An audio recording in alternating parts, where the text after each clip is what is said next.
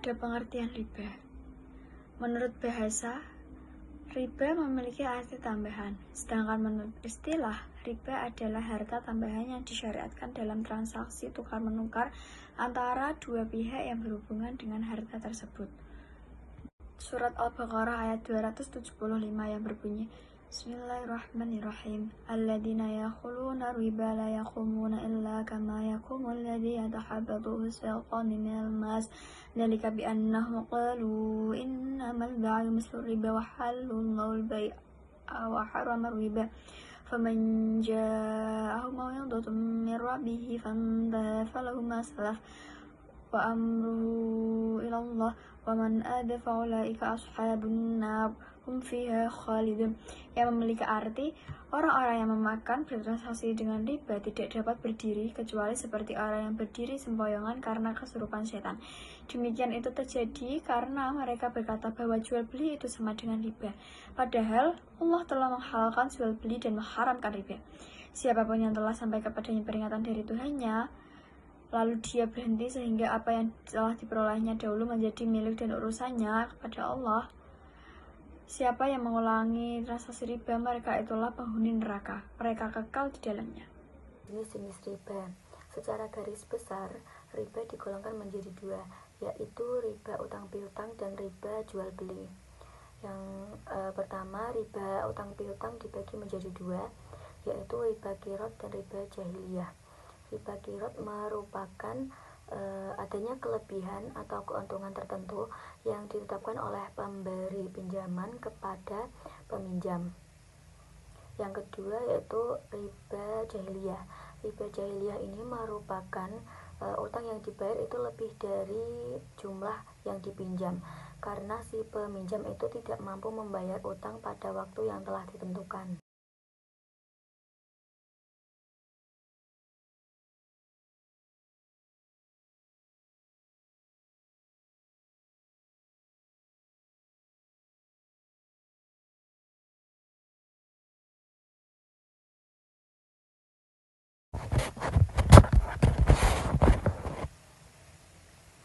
Yang selanjutnya ada jenis riba dari jual beli, digolongkan menjadi dua, yaitu riba fadl dan riba nasi'ah.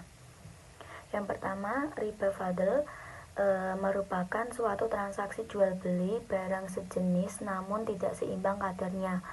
Misalkan ada pertukaran antara 1 gram emas dengan 1,5 gram emas. Yang kedua ada riba nasi'ah, terjadi karena pembayaran atau pertukaran itu ditunda sehingga jumlahnya semakin besar. Riba nasi'ah timbul karena penundaan pembayaran atas barang yang dipertukarkan atau diperhutangkan. Contohnya sekarang itu di bunga yang dibayarkan dari peminjam ke bank. Ketiga yaitu dampak riba dalam ekonomi. Riba sangat berpengaruh terhadap stabilitas ekonomi, terutama dengan meningkatkan kesenjangan ekonomi dan menciptakan ketidakadilan sosial. Berikut adalah beberapa dampak riba di masyarakat. Yang pertama yaitu meningkatkan kesenjangan ekonomi. Riba cenderung menguntungkan pihak kreditur dengan modal besar, sementara membebani debitur dengan kewajiban bunga yang semakin besar. Yang kedua yaitu ketidakadilan sosial. Riba memungkinkan kreditur mendapatkan keuntungan tanpa resiko, sementara debitur terjebak dalam utang yang bertambah karena bunga. Yang ketiga yaitu mendorong siklus utang. Debitur seringkali kesulitan melunasi utang pokok karena bunganya terus bertambah, sehingga terjebak dalam siklus utang yang sulit diatasi. Baik, selanjutnya saya akan menyampaikan apa sih peringatan bagi para pelaku riba. Karena riba merupakan salah satu dosa yang sangat besar dan tentunya sangat dibenci oleh Allah. Maka Allah Subhanahu wa Ta'ala mengancam perilakunya sesuai dengan ayat Al-Quran yang tertera pada surah Al-Baqarah ayat 279 yang memiliki arti, maka jika kamu tidak mengerjakan atau meninggalkan sisa riba, maka ketahuilah bahwa Allah Subhanahu wa Ta'ala dan Rasul-Nya akan memeranginya. Dan jika kamu bertaubat dari pengambilan riba, maka bagimu pokok hartamu.